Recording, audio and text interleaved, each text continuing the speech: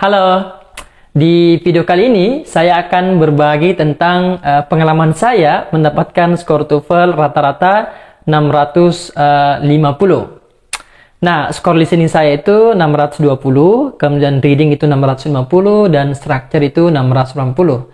Jadi alhamdulillah ya, untuk skor structure saya itu 100% benar, karena yang tertinggi untuk structure itu 680 ya.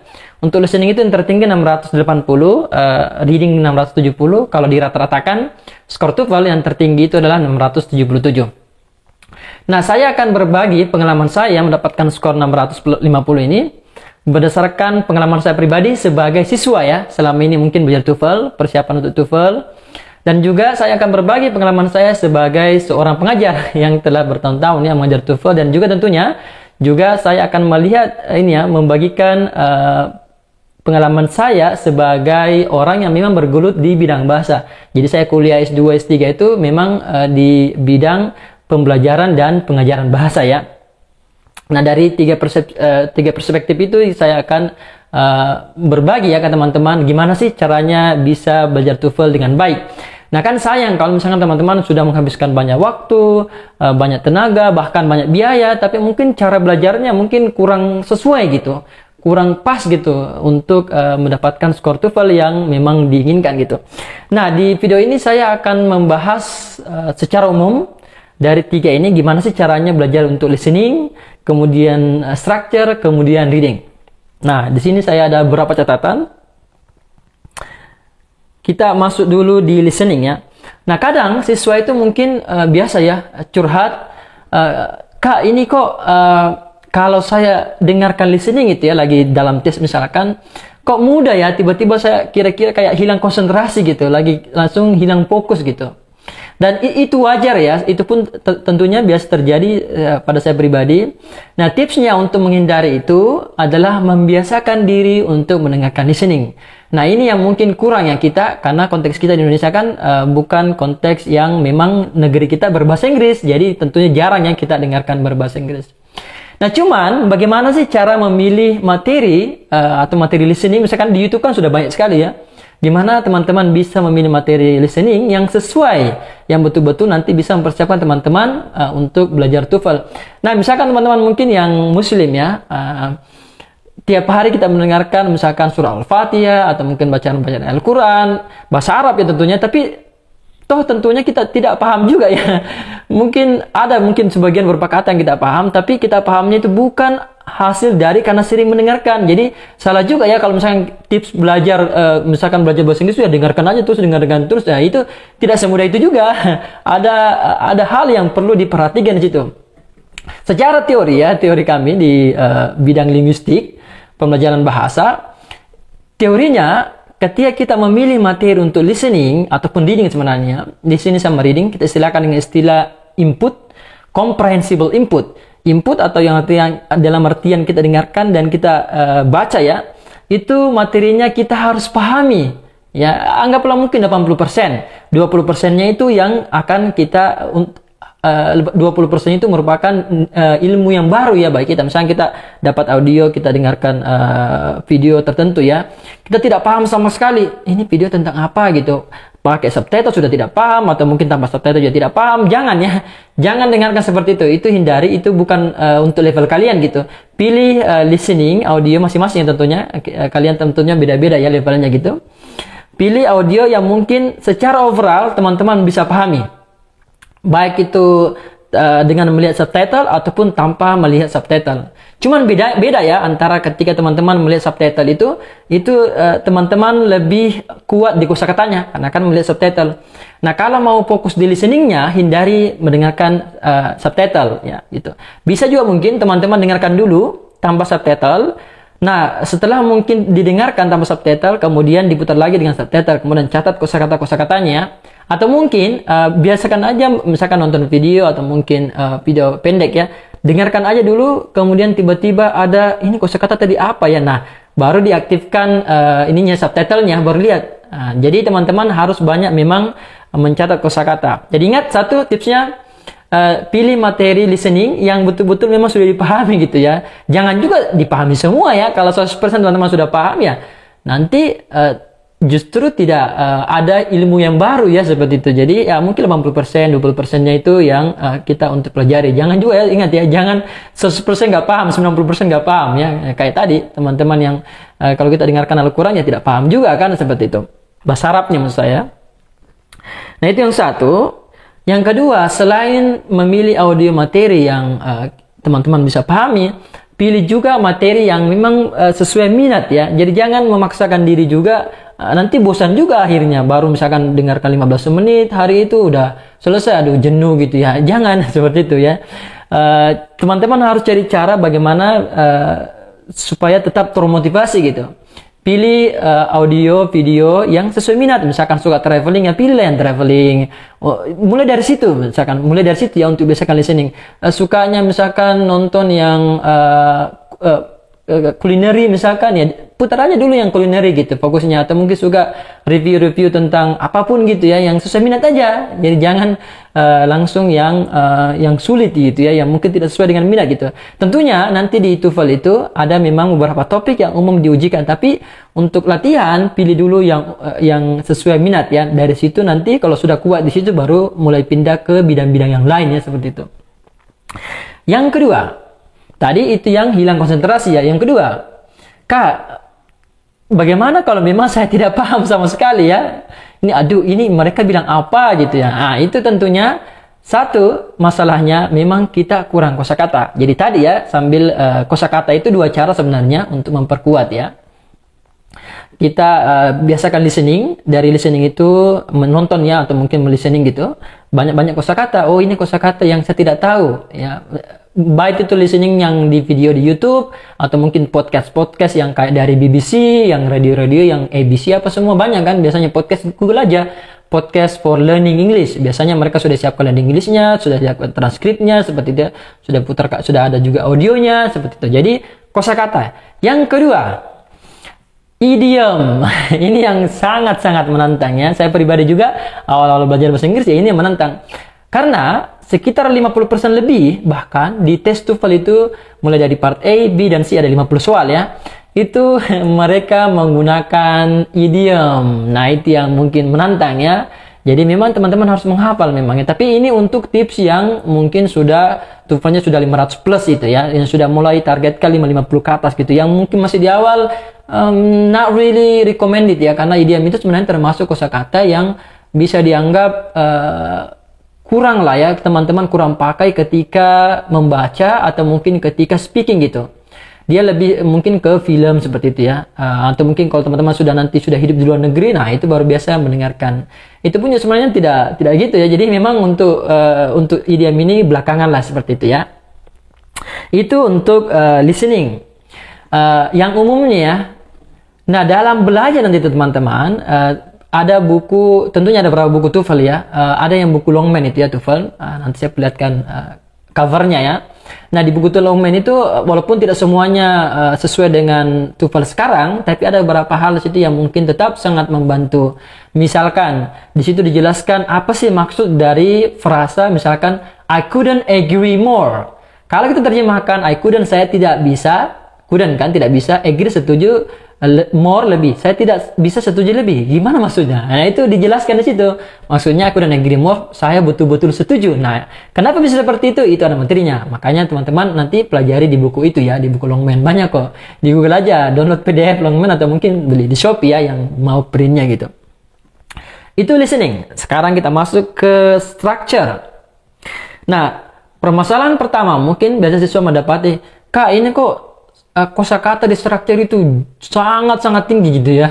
Bahkan lebih tinggi dibanding listening. Ini saya tidak paham sama sekali, Kak. Well, memang you don't have to understand everything ya. Memang di structure itu bukan untuk mengujikan kemampuan teman-teman dalam memahami makna kalimat. Jangan dimaknai ya, sama sekali. Jangan dimaknai.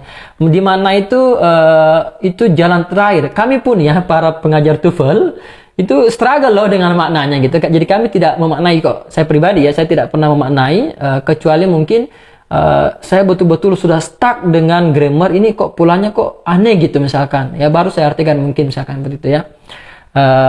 Jadi hindari memaknai.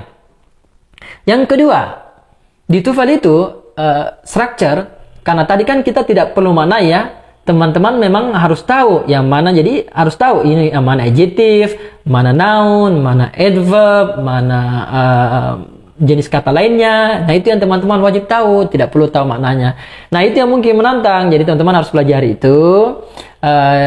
Ada ini ya, ada materi sendiri, nanti saya kasih linknya gimana sih cara membedakan antar kata itu ya. Selain tadi menghafal kosakata, jadi ingat listening sambil menghafal kosakata. Jadi memang teman-teman wajib punya satu ini ya, kayak semacam notebook kecil lah gitu ya, yang di situ sudah ada daftar kosakata gitu. Hafal aja, hafal manual nggak apa, hafal manual. Kalau nanti sering mendengarkan, sering listening, itu nanti kan kayak terakumulasi gitu, terus terulang-ulang ya, seperti itu. Repetition is the key to learning ya. Jadi salah satu teori pembelajaran ya harus repetition, memang seperti itu, sering mengulang-ulang gitu ya. Nah, yang next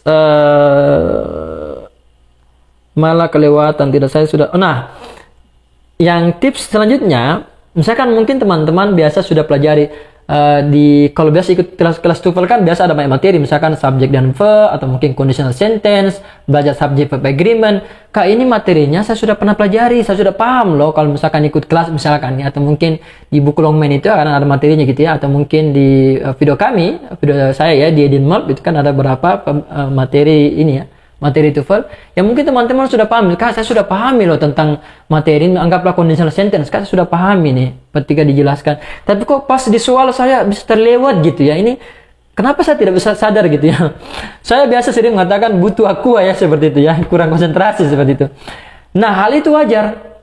Hal itu karena disebabkan kita belum banyak praktek ya. Jadi harus praktis terus, karena kalau kita praktis terus, teman-teman nanti akan sadar, oh ternyata soal-soal ini juga loh yang diujikan, soal-soal ini terus yang diulang-ulang gitu. Jadi kalau teman-teman lihat kan yang mulai dari soal 16 sampai 40 di written expression itu kan yang di garis bawah itu ya. Itu yang di garis bawah tidak sembarang loh sebenarnya. Masing-masing yang di garis bawah itu ada materinya sendiri gitu. Jadi memang kita harus paham ya seperti itu. Jadi harus banyak praktis memang. Dan yang masalahnya juga kadang siswa ketika mereka praktek itu ya asal praktis saja, praktis cek soal, cek skor, praktis lagi cek skor, praktis.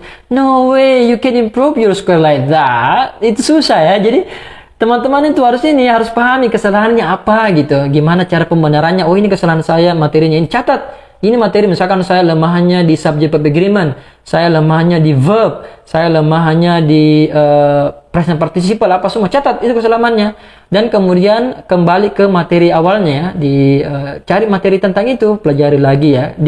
Kami kan di YouTube channel kami, Edinmo kan sudah ada ya playlist untuk materi TOEFL gitu. Nah, itu catat kesalahannya apa gitu. Sehingga nanti ke depan tidak mengulang kesalahan yang sama lagi ya, seperti itu. Jadi jangan mengulang kesalahan yang sama. Oke, jadi ingat, repetition is key to learning. Repetition ya, ulang-ulang terus, dan in practice makes perfect. Itu dua teori di situ ya. Yang terakhir kita masuk ke structure. Ke reading ya. Sudah selesai di structure. Kita sekarang masuk ke reading. Nah, di reading itu kalau kita lihat kosakatanya agak tinggi ya. Dan memang sudah seperti itu ya, kosakatanya agak tinggi. Nah, tadi sama saja dengan listening, banyak-banyak membaca. Kalaupun misalkan belum sanggup untuk sampai di ini ya, latihan membacanya, yang kayak tadi kan prinsipnya kalau listening itu harus pahami ya sekitar 80-70% lah. Sudah bisa lah paham secara umum gitu, sudah bisa ikuti flow-nya gitu. Walaupun mungkin ada beberapa kosakata yang tidak tahu, dan itulah yang akan dipelajari. Sama saja dengan reading. Teman-teman dalam memilih materi reading itu jangan memilih yang terlalu sulit atau mungkin yang terlalu gampang seperti itu. Jadi pilihlah yang mungkin 80% bisa dipahami, ada yang bisa dicatat-catat kosakatanya, oh tentang ini ya. Dan ingat, pilih reading yang sesuai dengan minat ya. Sama saja tadi dengan listening. Nah, next, yang masalah di listening itu, di reading ya, itu masalah ilmu pengetahuan juga. Itu tidak bisa dihindari ya, tidak bisa kita nafikan.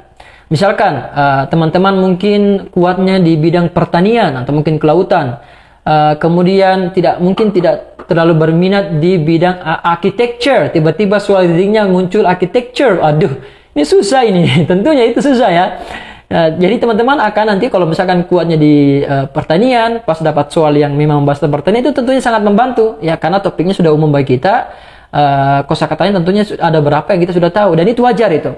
Nah, dengan alasan itu teman-teman memang harus kuat di ilmu pengetahuannya. Misalkan saya pribadi dulu, Saya ingat saya ada topik yang saya sangat ingat sekali itu. Saya dapat soal tentang glasier. Aduh, glasier ini apa ini? Serius ya, waktu itu saya nggak tahu glasier itu apa. Jadi saya YouTube, oh ternyata glasier itu es yang mas gitu ya, yang besar gitu, yang sudah mulai mencair, kita sudah mengalir gitu ya. Nah itu yang dikatakan glasier. Nah jadi saya sudah mulai paham tentang topik itu. Jadi pas dapat soalnya lagi ya sudah mudah. Pernah juga saya dapat materi tentang pembuatan pot, kerajinan tangan. Saya kan tipe orang yang jujur ya, saya bukan tipe orang yang suka membaca. Dari kecil saya itu bukan kelebihan saya. Bahkan seumur hidup saya itu saya baru menyelesaikan satu novel. Itu pun novel waktu itu dikasih sama ada orang tua siswa yang saya ajar waktu itu, yang anaknya tulis gitu. Itu pun itu aja. Selain itu enggak. Saya tipe orang yang juga malas membaca. Saya saja yang malas membaca bisa mendapatkan skor 650, apalagi teman-teman yang mungkin banyak di antara kalian yang kuat membaca ya. Ada memang yang saya lihat yang punya hobi membaca novel. Ya pilihlah yang berbahasa Inggris seperti itu. Oke. Jadi ingat ketika membaca catat kosakatanya.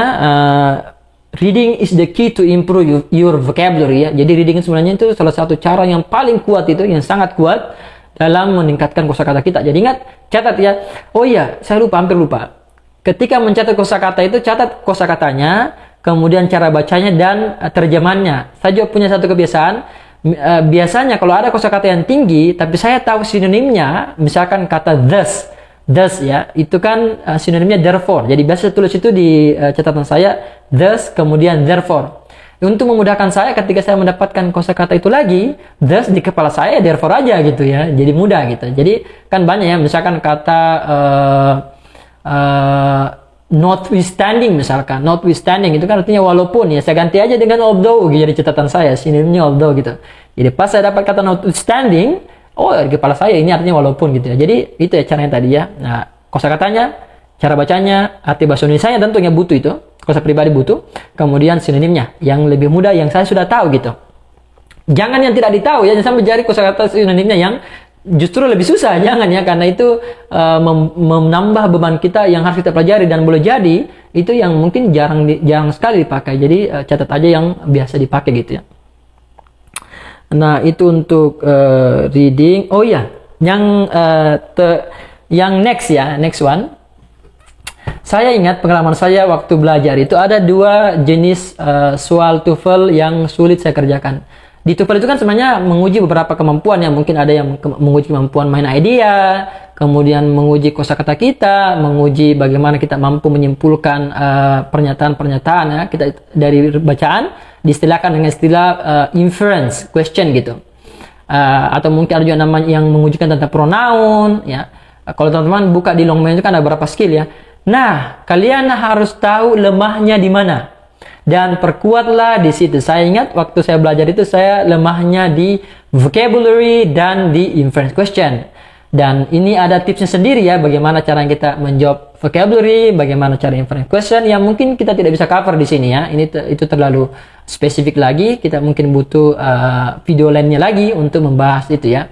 Jadi teman-teman tahu kelemahannya kemudian perkuat di situ. Untuk kosakata vocabulary saya sudah punya listnya di website saya, karena kosakata di TOEFL itu sebenarnya secara umum mereka mengujikan yang sama kok, itu aja yang diulang gitu ya. Jadi saya lihat kadang itu juga yang diulang, jadi perkuat. Nanti saya kasih linknya, hafal itu ya, wajib dihafal. Kenapa harus dihafal? Ada alasan sebenarnya, tapi ke depan ya mungkin kita akan bahas di video berikutnya gitu. Nah yang terakhir saya mau tutup di ada mungkin yang sangat ini ya signifikan ya dalam mengerjakan soal reading. Ada 3 pilihan teman-teman dalam mengerjakan soal reading. Yang pertama, apakah misalkan saya harus baca dulu semua bacaannya kemudian kerja soal? Pilihan 1, baca semua dulu passage-nya ya, kemudian ke soal. Atau mungkin saya lihat dulu ininya, lihat soalnya kemudian ke bacaan, lihat soal ke bacaan, lihat soal ke bacaan, seperti itu yang mainstream, cara yang biasa. Atau mungkin cara yang ketiga, saya mind scanning, artinya saya harus lihat dulu nomor 1 di baris ke-7, tandai dulu. Nomor 2 jangan dibaca dulu ya, tandai aja dulu posisinya. Nomor 3 tanda di posisi mana gitu. Nah 3 tips ini sangat membantu dalam TOEFL dan teman-teman harus milih yang mana yang kuat di situ. Saya pribadi sudah mencontohkan itu dan skornya sangat berbeda. Jadi tapi kita belum bisa ya jelaskan apa sih kelebihan dan kekurangan masing-masing itu dan bagaimana kita bisa mengimplementasikannya secara realitas ya into practice. Nanti kita akan bahas di video selanjutnya. Tetap subscribe di Edin Official. Thank you very much.